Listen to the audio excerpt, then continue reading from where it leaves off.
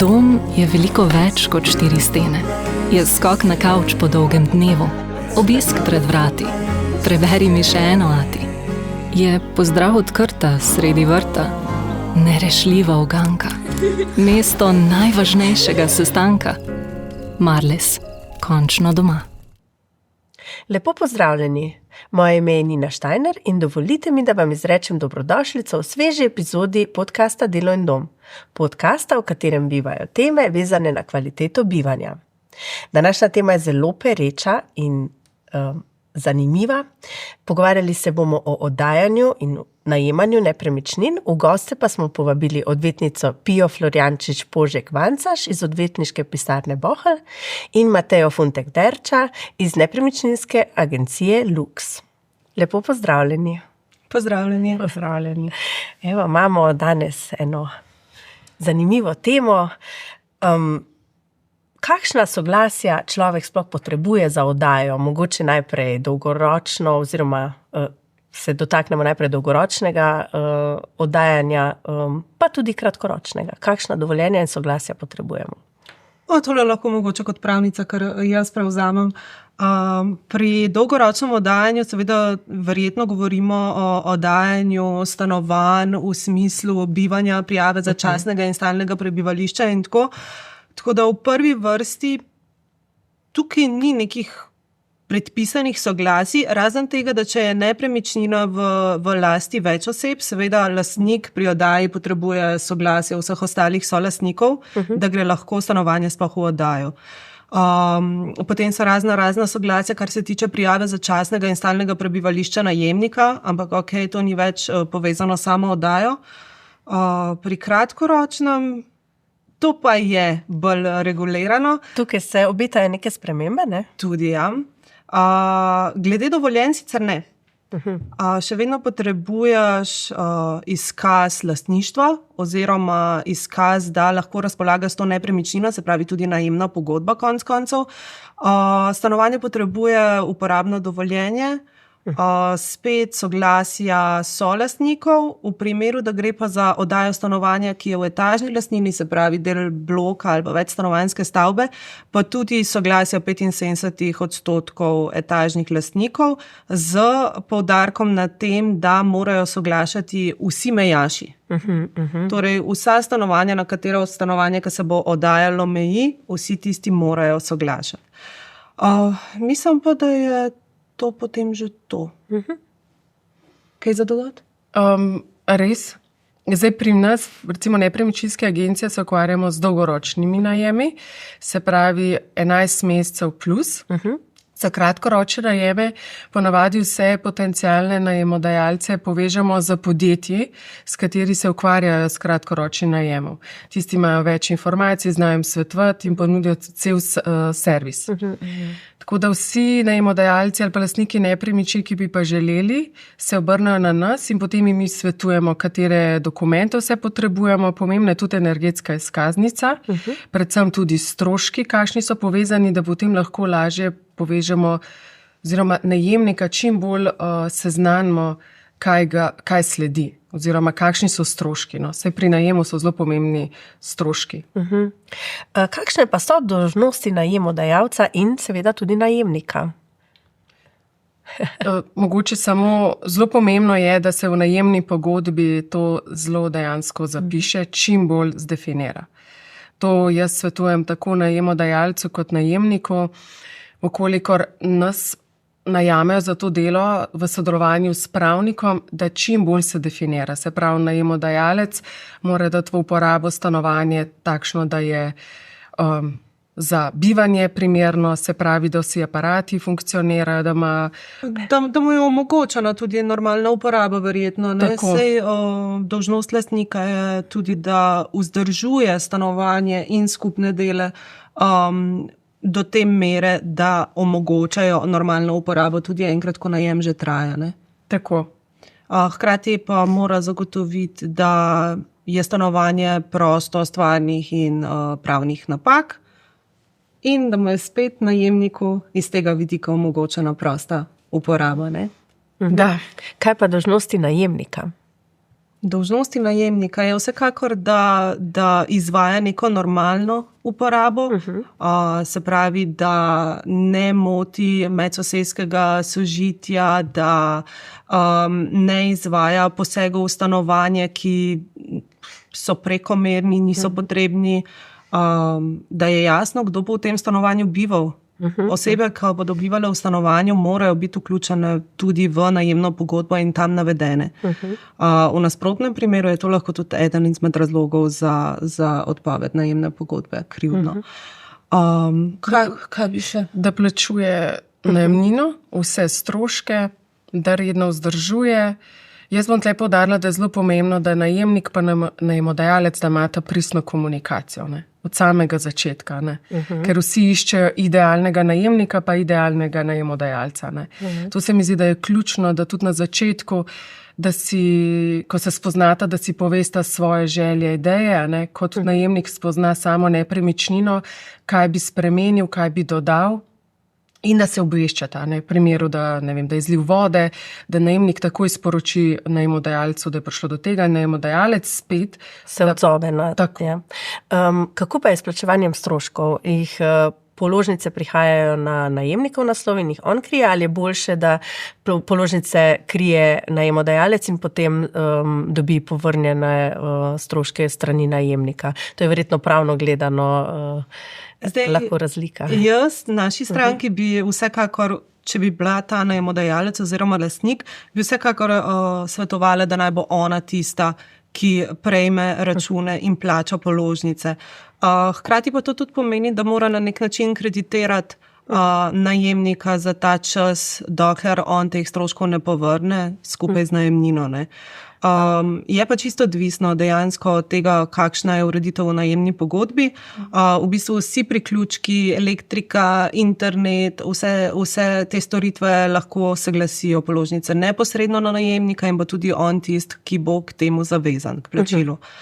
Je pa pogosto potem v praksi, ko pride do nesoglasij med obema, da najemodajalec na koncu ugotovi, da so pa neplačani stroški ostali za zadnje 3, 4, 5 mesecev. Kakšna pa je običajna praksa z varščino pri nas? Varščina je tudi stvar dogovora, tudi pogajanj. Ponavadi sta 2 varščini, se pravi v višini 2 mesečnih najemnin, včasih tudi 3. Ne? Je pa varščina tudi, kot sem rekla, glede pogajanj, gre se za to, da ima najemodajalec neko obliko varnosti, ne? Da v primeru, če se najemnik čez dlje časa ugotovi, da ni ravno tako, kot je pričakoval, ne? Da je potem tudi zaščiten na nek način najemodajalec. Ne? In se vrne potem, ko se zaključi najemno razmerje. Ja. Kako pa je s popravili in sanacijami? Do kakšne mere je tukaj najemnik odgovoren, kdaj se začne odgovornost najemodajalca? Predvsem je pomembno, da najemodajalec zavaruje svojo nepremičnino pri zavarovalnici, to bi zelo poudarila, za izliv vode, za kakršne koli, to bi vsem svetovala. Druga zadeva je spet, da se vrnemo na najemno pogodbo, kjer je vse to čim bolj se specificira oziroma res natančno določi. Kot sem že prej omenila, je pa na strani najemodajalca, da v okviru vseh elektrostrojnih in vodovodnih inštalacij takoj njegova popravila in da k temu res takoj pristopja. Se pravi, obveščanje, komunikacija. V primeru, če se kakšne manjše napake na stanovanju, recimo, da je v kopalnici recimo pipa se pokvarila, menim, da je tudi dobro, da najemnik takoj ukrepa, hkrati pa, da je vse neka komunikacija. Jaz bom skozi poudarjala, da mora biti neka vesa. Ne? Da dela najemnik v dobrobit sebe, da vzdržuje stanovanje, hkrati pa tudi na drugi strani najemodajalec zadovoljen in prej, ko se bo bližala odpoved najemnega razmerja, prej bosta videla, kako je bilo to razmerje in ga bosta tudi lažje in hitreje podaljšala. No? Kako pa je s plačilom nadomestila za uporabo stavbnega zemljišča? Na koga pade ta strošek? Nadomestilo za uporabo stavbnega zemljišča je že po svojem imenu in bistvu namenjeno tistemu, ki nepremičnino dejansko neposredno uporablja. Ne? Tako da v najemnem razmerju bi se pričakovalo, da je to najemnik. Je pa res, da se odločbe oziroma odmere izdajajo po uradni dolžnosti, kar pomeni, da se bodo najbolj običajno glasile na lastnika stanovanja. Še ena stvar za najemno pogodbo. Definitivno je upravičeno, če lastnik zahteva, da nadomestilo za uporabo stavbnega zemljišča plača najemnik. Je pa fajn to dogovoriti naprej. Nekateri stroški so taki, tudi nadomestila ali pa recimo rezervni sklad, sva prej govorila, ne? Kako pa je z rezervnim skladom? Da je že po samem namenu, zakaj se plačuje, nekako jasno, na koga bi mogel ta strošek odpasti, ne? Rezervni sklad je namenjen vzdrževanju stavbe, obnavljanju in tako naprej, dolgoročno. Kar pomeni, da je normalno, da pade na lastnika, ne? Je pa res, da trenutno v praksi, s tem, ko je ponudba manjša od povpraševanja, pogosto vidimo tudi drugačno prakso in se v bistvu vse vali na najemnike. Ja, ampak za rezervni sklad je vedno na strani najemodajalca. Tukaj je zelo zato, ker sta tudi položnice do upravnika ločeni za tekoče vzdrževanje, se pravi, in rezervni sklad prije pa prav direktno na lastnika. No. Tukaj je ločeno, ko pri nadomestilu je pa spet stvar dogovora. Dom je veliko več kot 4 stene. Je skok na kavč po dolgem dnevu, obisk pred vrati, preberi mi še eno ati. Je pozdrav od krta sredi vrta, nerešljiva uganka, mesto najvažnejšega sestanka. Marles, končno doma. Kako pa se zavarovati pred težavami z najemniki?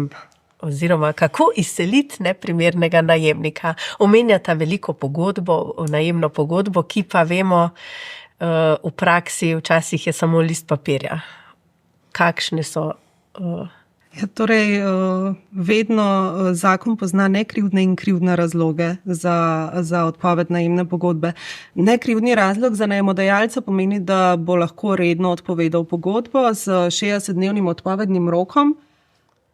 Ni pa zgolj to, da ni krivden razlog. To ne pomeni, da ne rabi imeti utemeljenega razloga. Zakon sam pravi, da se kot utemeljeni razlogi štejejo recimo to, da lastnik stanovanja potrebuje za potrebe ožjih družinskih članov, za lastne potrebe, da se bo stanovanje rušilo in tako naprej. Je pa tukaj ta marsikdaj neljuba okoliščina in zahteva zakona, da mora v tem primeru najemniku zagotoviti drugo ustrezno stanovanje. Pričemer je ustrezno stanovanje tako, ki najemniku ne poslabša njegovega položaja v vseh bistvenih okoliščinah. Kaj je za koga bistvena okoliščina, ki poslabša njegov položaj ali pa ne? Po sodni praksi sodeč bi rekli, da že lega stanovanja, recimo, če si bil prej v pritličju, pa bi te zdaj najemodajalec dal v 4. nadstropje, je zate lahko bistvena okoliščina. Seveda se lahko imaš kakršnekoli omejitve, ali pa ti je samo neugodno, pa uspeš to dokazati. Ne? Po drugi strani imamo pa krivdne razloge. Tukaj pa zakon sam določa 12 razlogov, pri čemer je potrebno, da najemodajalec oziroma lastnik stanovanja najprej pisno opozori in pozove najemnika na odpravo kršitve, da pove tudi način, kako naj popravi. Zakon pa določa 15-dnevni rok za odpravo teh krivdnih razlogov. No?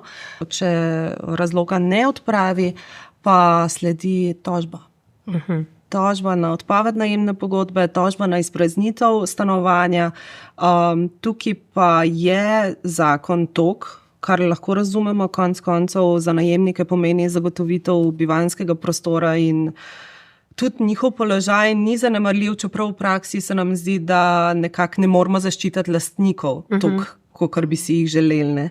Je pa tudi samo razmerje tudi za najemnika izjemnega pomena. Ne. Tako da tudi v vsakem primeru, če ni strinjanja med najemodajalcem in najemnikom o odpovednem razlogu, krivdni ali nekrivdni, bomo šli v tožbo. Tožba pa traja. Tako. Mogoče bi izpostavila samo še novelo iz 2021, ko je bil pa nekoliko izvzet krivdni razlog to je neplačevanje najemnine.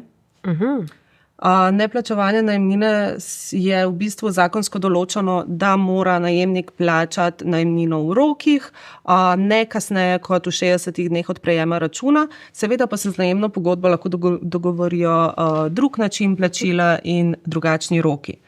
Zdaj, če najemnik tega ne izpolni, tukaj pa ima najemodajalec pravico, da ga najprej opomni, tako kot sem že prej govorila, po enakem postopku, potem pa mu vroči odpoved, ki učinkuje takoj.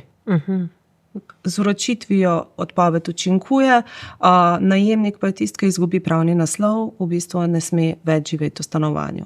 Če se ne izseli, če stanovanje ne izprazni, ga ne vrne najemodajalcu, to pomeni, da bo najemodajalec sicer res mogel spet v tožbo, ampak je pa v tem primeru predviden poseben postopek v bistvu izpraznitvenega naloga, ki poteka po določbah pravnega postopka o plačilnem nalogu, je hitrejši in brez kontradiktornosti je zagotovljeno šele potem, če se najemnik ne strinja in ne uklon v bistvu izdanemu izpraznitvenemu nalogu. Kaj pa so prednosti sodelovanja z nepremičninsko agencijo v primeru, da stanovanje oddajamo ali iščemo stanovanje? Veliko prednosti je. Jaz sem predvsem prva prednost je to, da smo kot eni mediatorji. Jaz bom poudarila, da je pomembno, predvsem prihranimo čas najemodajalcev, pripravimo nepremičnino, hkrati mu tudi najemodajalcu svetujemo. Primer, če imamo prazno stanovanje, ali ga opremi ali ne, ker imamo v Sloveniji različne tipe najemnikov, ki iščejo stanovanje. Stanovanja, ki so opremljena, so ponavadi dosežejo tudi višje vrednosti mesečne najemnine. Potem imamo tudi ene vrste pogajanj oziroma vidimo, kakšni so tudi potencialni najemniki, tudi želje najemodajalca. In hkrati predstavimo najemodajalcu tudi najemnike, ki drugače niso toliko zaželeni, da so pravi za najem tega stanovanja.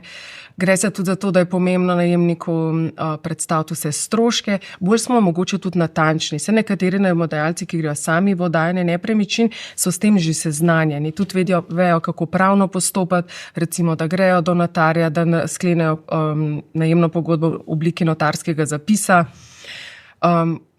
Dobro je, ker so že seznanjeni tudi z vseh raznih drugih člankov. Pomembno je tudi, da nas najamejo tudi za cel čas, ne samo do sklenitve, potem se tudi srečamo, naredimo tudi popis vseh števcev, nekako naredimo to vez, da se obe strani spoznata in potem tudi negujemo. In je mogoče ta vstop za nekatere najemodajalce na najemni trg lažji ali pa začnejo tudi zaupati. Mogoče tukaj vidim prednost. Predvsem je pa pomembno, da smo čim bolj transparentni in da povemo točno dejstva, ki se tičejo določene nepremičnine. Prej smo se pa malo pogovarjali, pač področje nepremičnin, prodaje, oddaje je široko in da je pa vseeno področje oddaje, specifično je pa malo pereče. Zakaj je toliko drugače zakaj ste se s tako rezervo mogoče spustili v ta pogovor? Iz mojega vidika je zaradi tega, ker težko je, Moramo več pogledamo na vse te nepremičninske portale, smo agencije, ki ponujamo nepremičnine, pa tudi posamezniki, zasebniki, kar je prav, Ampak izkušnje na trgu, so takšne, da recimo, družina z otroci ne dobi stanovanja takoj, kot se bi želela, potem so najemnine se višajo, zaradi tega, ker se posledično tudi cene stanovanj, ki se prodajo, višajo. Svetovala bi pa vsem, da so aktivni, naj ne obupajo, naj poiščejo pomoč, smo tudi mi zato tukaj, nepremičninski agenti. Mogoče zaradi tega, ker je tudi ni dobro reguliran oziroma vse je bolj v zraku. Predvsem zaradi tega, ker pri najemodajalcih niso tako zelo zaščiteni, po mojem. Ja, v bistvu je vedno znova nekako neugodno, pa kar malo v tla pogledaš rajško v oči stranki, preden ji poveš, ja, lejte, saj imamo najemno pogodbo, pa izjemnega pomena je, da ste prišli k odvetniku sklepati najemno pogodbo, ampak če boste imeli težave, če med vami ne bo soglasja, boste šli pa v tožbo. že to je tisti del, ki enemu povprečnemu človeku je pač sodišče. Dajmo ne. Ja. Če se le da, ne. In tukaj se res, če vse ne funkcionira, če ni popoln najemnik in popoln najemodajalec, se mu ne da izogniti. Ampak jaz verjamem v to, da bom rekla, da smo prav mi za to, no? Da najdemo to vesa. Ja.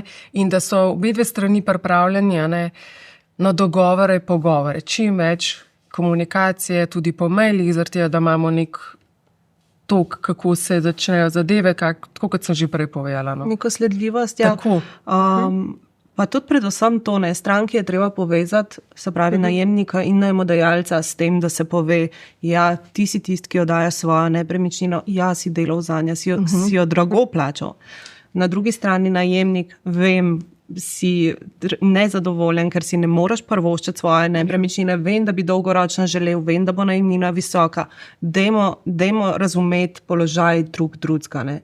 Mogoče to, ja, neka medijacija, tako kot ste že prej rekli, nek pogovor je vedno znova presenetljivo, kaj lahko povzroči in koliko razumevanja medsebojnega smo zmožni, če se znamo pogovarjati. Pa tudi proaktivnost najemnika, bom rekla. Ne? Ja. Jaz vidim, da se mi zdi, vse moje izkušnje so, da najemniki si res želi stanovanja, ne glede na to, za kakšno, ali to garsonjera ali poslovni prostor ali pa večja hiša, se mi zdi ta angažiranost najemnika, ki tudi mene impresionira, ker najemodajalec samo čaka idealnega najemnika, tega, ki si bo res želel. In ta komunikacija, transparentnost, hkrati pa tudi pomagamo najemniku, da predloži vse, mogoče tudi na kakšen način ali pa kakšen je njegov proračun ali si bo lahko to privoščil. Res pomagamo, tudi z dejanskimi spiski, se pravi računi, koliko bo prišla recimo položnica iz strani upravnika, recimo za 2 osebi ali pa za 3, ali pa kakšni so stroški povpreč recimo za elektro, za dotično nepremičnino, recimo kakšen je tudi strošek za internet. Se mi zdi, da je zelo pomemben, da mi opravimo to res popolno vlogo. No. In je potem res najem enkrat zelo enostaven. Tudi, da se popiše vse premičnine, ki ostanejo noter, ali res funkcioniramo. Se mi zdi, da važno je, da gremo mi čez ta postopek zraven z njimi, da smo mi kot tretja oseba. No. In je dosti lažje. Ja, se strinjam. Tudi, da recimo z vidika odvetnika ali pa odvetniške pisarne, tudi prisotnost recimo pri sami primopredaji in razumevanje pomena tega, zakaj mi zdaj to slikamo, ne zato, ker bo najemnik uničil, ali pa ker izhajamo iz tega a priori, da bo najemnik uničil, ampak zato, da zavarujemo obe strani in da tudi konc koncev, da ju povežemo in da ne bo najemnik, ko se bo vršil tisti ogled letni ali pa polletni strani lastnika stanovanja, se počutil, tam je pa zdaj pride. Kako pa je s temi ogledi, lastniškimi ogledi stanovanj najemniških? Enkrat na leto? Zakon določa, da lahko do 2-krat na leto. Do 2-krat na leto, s predhodno... Z najavo. Vedno z najavo. Lahko si lastnik stanovanja, brez da bi predhodno se najavil najemniku, ti ta ni dolžan odpreti vrat in te spustiti noter. Se enako velja za neka popravila, ki niso zdaj glih življenjsko ogrožujočega pomena.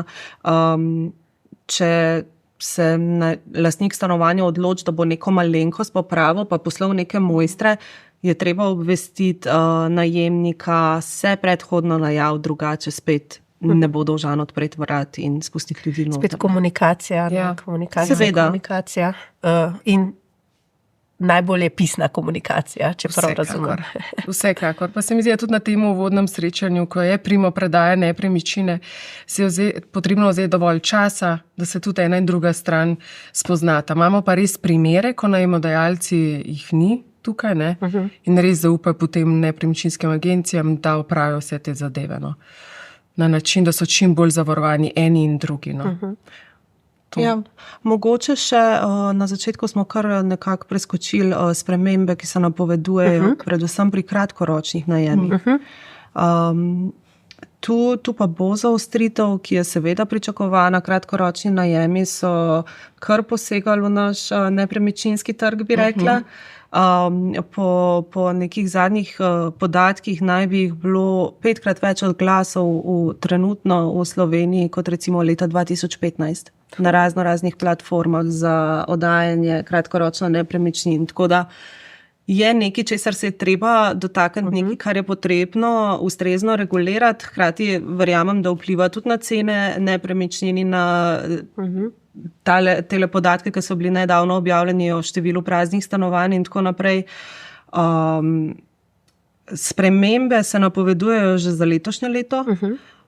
Grejo pa predvsem v smeri, da se pravi fizična oseba lahko kratkoročno oddaja nepremičnino na platformah, recimo Airbnb, Booking, če se registrira kot sobodajalec ali pa odpre svoj SP.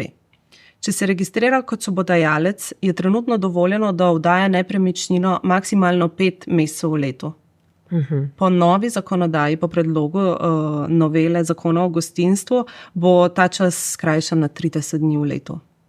Tako da je občutna sprememba. Vsekakor je občutna sprememba. Občine bodo sicer tiste, ki bodo lahko to trajanje omejile, ker oziroma podaljšale, ne? Omilile trajanje, ja. Bomo pa videli, kaj bo to prineslo. No, najverjetneje bo veliko postopkov za spremembo namembnosti stanovanj v poslovne prostore, ker v tem primeru bo pa ta čas neomejen. Sam spet govorimo za te občine, kot so Ljubljana, Bled, Piran. Jaz bi tudi verjetno vsem, ki iščejo v okolici Ljubljane, ker moramo vedeti, da vsi bi radi živeli v Ljubljani in bili iz službe, bi imeli samo, hojo 10 minut.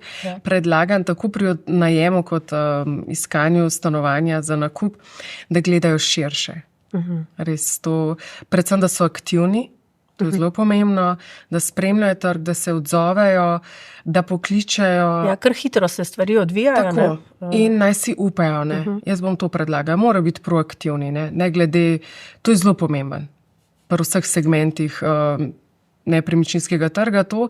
In da grejo malce širše gledajo, ker je mogoče kvaliteta življenja tudi drugačna, boljša. In se potem kasneje vrnejo bliže svoje službe. Ali pa se ne želijo več vrniti. Ja, poznamo veliko tudi takšnih. Mogoče samo iz tega vidika. Najlepša vam hvala za današnji pogovor. Vam pa hvala za pozornost in se slišimo ponovno čez 14 dni. Dom je veliko več kot 4 stene. Je skok na kavč po dolgem dnevu. Obisk pred vrati. Preberi mi še eno ati. Je pozdrav od krta sredi vrta. Nerešljiva uganka. Mesto najvažnejšega sestanka. Marles, končno doma.